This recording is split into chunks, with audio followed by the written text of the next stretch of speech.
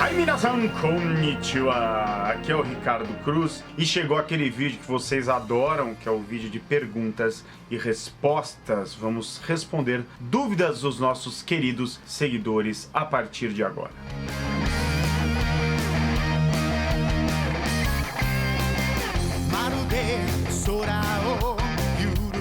Muito bem, começando mais um vídeo de perguntas e respostas. A gente vai começar, deixa eu dar uma olhada aqui, com o Ricardo Lourenço-san. Ele manda a seguinte indagação: tenho dúvidas sobre pronomes, preposições, artigos em japonês. É parecido com o português? Eles existem? Por exemplo, na frase raio que ilumina o céu, esse que e esse o são traduzidos também ou só via uma variação do verbo iluminar que já serviria? Um pouco confusa a pergunta, mas eu entendi o que você quis dizer, Ricardo-san. Em japonês não existem exatamente preposição, artigo, essas estruturas gramaticais que a gente vê no português. Em japonês não são exatamente dessa maneira, com essas nomenclaturas. Em japonês, os elementos da frase, às vezes a própria frase, se relacionam uns com os outros através de partículas, tá? Partículas. Essa é a palavra-chave da gramática japonesa, tá? As partículas, que geralmente são letrinhas solitárias do hiragana, às vezes tem partículas compostas, blá blá blá, né? Tem toda uma questão gramatical, mas as partículas são as responsáveis por tudo isso que você está questionando. Por exemplo, essa coisa do que você falou, né? Alguma coisa que outra coisa, né? O que geralmente ele qualifica o que você está falando, né? É essa coisa que tem certas características, que aconteceu tal coisa com ela, você está dando mais informação sobre algo. Isso em japonês a gente não vai ter o que ali, mas você trabalha de outra maneira. Por exemplo, você pega uma frase toda que termina com um verbo, os verbos no japonês vêm no final, e esse verbo vai encontrar de repente um substantivo, uma palavra, e essa palavra, esse substantivo será qualificado pelo que você falou depois. Então quando a gente for traduzir essa frase, vai aparecer inevitavelmente um que, porque é assim que a gente faz a mesma coisa em português. Vou te dar um exemplo. Kino katta manga. A tradução é o mangá que eu comprei ontem, né? Então a frase que vem antes de mangá, kino katta. Kino é ontem, katta quer dizer comprei, né? Comprei é o verbo kau, que é comprar, no passado informal. Essa frase sozinha, só ela já existiria, ela já é possível, né? Kino katta. Eu comprei ontem, né? Precisa de contexto, mas é uma frase gramaticalmente tranquila. Quando esse verbo katta, né, comprei no passado, se encontra com o substantivo mangá, ele vai qualificar o mangá. Não é qualquer mangá, é um mangá que kino katta, que eu comprei ontem, tá? Mangá que eu comprei ontem. Então uma interação entre os dois elementos, uma frase com substantivo. De resto, a maior parte dos casos vão ser as partículas, que nem eu disse antes, que vão assumir o papel do que em português a gente chama de artigo, preposição, etc. Tá bom? Infelizmente nesse vídeo eu não vou conseguir, até gostaria, até tô me segurando para não dar outros exemplos, mas vai dar uma estudada em gramática japonesa que muitas dessas dúvidas vão ser solucionadas, ok? E aqui mesmo no Nihongo tem um vídeo em que eu falo sobre partículas, as essenciais. Deve estar aparecendo no card aqui, ou tá na descrição também. Então dá uma olhada nesse vídeo que você já vai saber um pouquinho mais sobre esse assunto, ok? Próxima pergunta é do Patrick Souza-san. Vamos lá. Saudações, professor. Eu queria deixar duas perguntas para o próximo vídeo. Como funciona a leitura kunyomi e onyomi? Quando devo utilizar cada uma quando ele for ler os kanjis? Segunda dúvida. Eu tenho um aplicativo que tem a capacidade de diminuir a velocidade de qualquer áudio inserido nele. Minha pergunta, seria uma boa ideia usar esse aplicativo em diálogos em japonês? Se não, poderia me explicar por quê? Arigatou gozaimasu.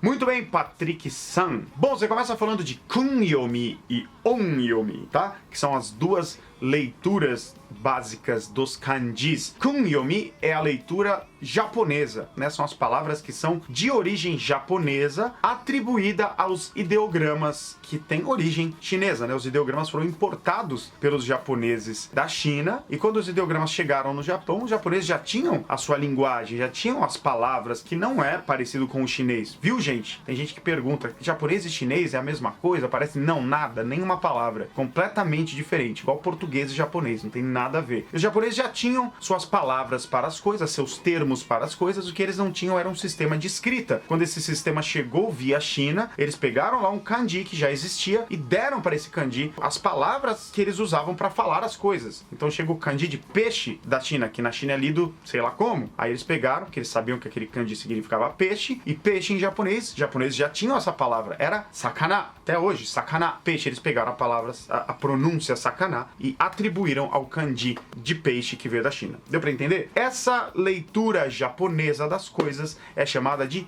kunyomi. E geralmente, quando os ideogramas estão sozinhos na frase, assim, não fazem parte de uma palavra maior, eles estão ali isolados, como por exemplo, sakana, né? Eu comi o peixe, né? Sakana o tabemashita. Depois do sakana vem uma partícula, né? Não vem outro kanji, ele não faz parte de uma palavra maior. Nesses casos, quando eles estão isolados como substantivos, por exemplo, você usa a leitura japonesa, kunyomi, quando eles estão como verbos também, né? Os verbos usam a leitura kunyomi. Geralmente, tá? Isso não é uma regra pétrea, não. Pode mudar. E muda, tem algumas características, mas na maioria dos casos é assim. Agora, quando um kanji tá junto com outro kanji, formando uma palavra maior, normalmente se usa onyomi. Onyomi, que é a leitura via China. Não é que é a leitura exatamente como os chineses leem, é o som que os japoneses perceberam da leitura chinesa dos kanjis. É uma doideira a parte histórica, né? Mas é muito interessante também. Então existem sons ali para cada kanji, que são canônicos, né? São os sons oficiais, que é uma leitura que deriva da leitura original chinesa, tá? E geralmente você usa essa leitura onyomi, derivada da chinesa, quando os kanjis estão formando outras palavras quando eles estão juntos, tá? Não é uma regra definitiva, mas é o jeitão da coisa é por aí. E claro, quanto mais você estuda, mais você vai pegando esse jeitão e mais você vai identificando sem nenhum problema quando é um e quando é outro, tá? Isso não é uma dificuldade. E esse aplicativo que você tem de ralentar o áudio é muito bom, tá certíssimo, pode continuar fazendo isso sim, deixa o áudio mais lento, vai identificando as palavras, depois como exercício você pode ir aumentando a velocidade dia após dia, até você ouvir na velocidade original e conseguir entender todas as palavras, vai fazendo isso com diversos padrões de frases, com diversas coisas, frases que você entenda, que você saiba como funcionam os elementos, a gramática, etc, porque assim você treina o seu ouvido a entender frases que você compreende bem na velocidade comum delas do dia a dia. É muito bom fazer isso. Só toma cuidado que se você colocar o áudio muito lento, o japonês tem som longo, né? Palavras que tem som longo, né, a vogal prolongada, elas são bem diferentes de palavras que não tem o som longo. Então, você, igual a gente falou no vídeo de Evangelho, né, existe a palavra koi, né, que é empatia, e koi, sem o som longo, que é amor romântico. Então, de repente você tá vendo amor romântico, mas o áudio tá tão lento, koi, você vai perceber isso como som longo, então fique atento a essa questão, tá? O nosso querido seguidor Astrobolofoldo-san, esse nome é maravilhoso, né? Astrobolofoldo-san, podia até escrever em katakana, Astrobolofoldo, parece nome de personagem de Tokusatsu. Pergunta dele é a seguinte: Ricardo, parabéns pelo sucesso. A minminha pergunta é: o que são esses símbolos? Tá vendo na tela, né? Abre e fecha. Como se chamam e para que eles servem? Muito obrigado e um abraço. Astrobolofoldo-san, essa pergunta é muito simples. Isso são as aspas japonesas. Quando você quer colocar alguma coisa entre aspas, você usa esses dois símbolos. Um para abrir, que você escreve, e outro para fechar o que você quer escrever. As aspas, você pode colocar tanto as citações, mas eles usam muito para títulos, para nomes de coisas, né? Vai estrear no Japão a série Urutoraman Obu. Isso geralmente vai aparecer com esses símbolos, que são as aspas, eles ajudam a destacar um termo dentro de uma frase. Simples assim, ok? Próxima pergunta é do Leonardo Haup. Konnichiwa, sensei. Konnichiwa. Ótimo vídeo como sempre, só queria colocar um ponto aqui. A sua cadeira está fazendo muito barulho.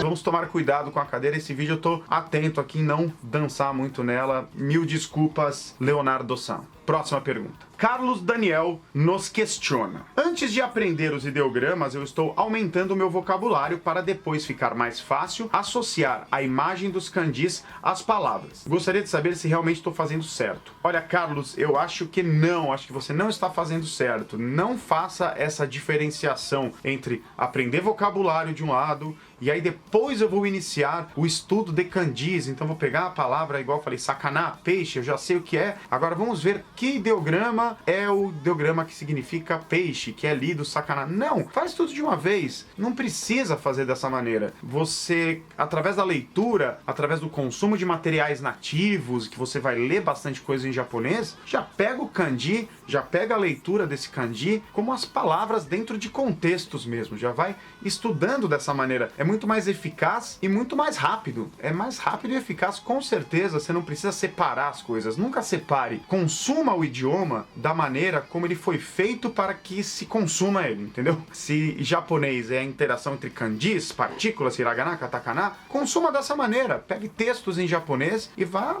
aprendendo as palavras e como elas são escritas, inclusive em kanji. Na minha opinião, não é uma boa maneira de você estudar, separando leitura, palavras primeiro, kanjis depois. Não, vamos tudo junto. No começo pode ser um pouco mais trabalhoso, no começo pode parecer mais difícil, a gente já falou bastante disso aqui, mas no final das contas não é tão difícil, você precisa se acostumar à maneira que a língua funciona. Ficar decorando lista de palavras não faz ninguém aprender japonês. Ficar estudando as coisas muito isoladas não faz ninguém aprender japonês. Ou retarda muito o processo de aprender japonês. Vai direto, começa por textos mais simples e vá com o tempo sofisticando. Tenha sempre um método em mente, tem que estudar um pouquinho de gramática, tudo aquilo que eu sempre falo aqui nos vídeos do Nihongo, tá certo? A última pergunta vem do Gusb, G-U-S-B-san. Ele diz o seguinte: Ricardo Sensei, quais livros de ensino de japonês você recomenda? Eu estou pensando em comprar a série Japonês em Quadrinhos. Olha só, Japonês em Quadrinhos, eu participei da edição desse livro quando eu trabalhava na editora Conrad. Eu não lembro o que eu fiz nesse livro, para ser bem sincero. Acho que eu fiz a preparação dele e a revisão. Acho que foi isso. Minha memória é tanta coisa ao longo dos anos que ela falha de vez em quando. Mas participei desse livro. Eu acho interessante, acho que ele pode te dar uma noção inicial sobre a gramática, que nem eu sempre falo, tem que começar por noções gramaticais, o que é uma partícula, como funciona verbos, etc. Esse livro vai te dar uma noção inicial da gramática. Eu acho que é esse o ponto. E de um jeito divertido, porque quadrinhos, né? Mangás é sempre mais interessante pegar algo que a gente já gosta e usar a serviço do aprendizado. Bom, é isso. Espero que eu tenha conseguido responder as dúvidas de vocês. Deixem nos comentários desse vídeo mais dúvidas pra gente, quando a gente for fazer o próximo vídeo, a gente utiliza aí o que vocês perguntarem. E é isso aí, continua aprendendo japonês com a gente de um jeito divertido. Se cadastra na nossa comunidade www.cursonihongo.com.br. Você recebe o nosso mini curso e o nosso e-book completamente grátis no seu e-mail. E estreou a temporada nova de One Piece, a gente fez um vídeo sobre isso. Clica aqui para assistir e aprender japonês também. Até o próximo vídeo. Já né? パンチはむき出しの情熱さ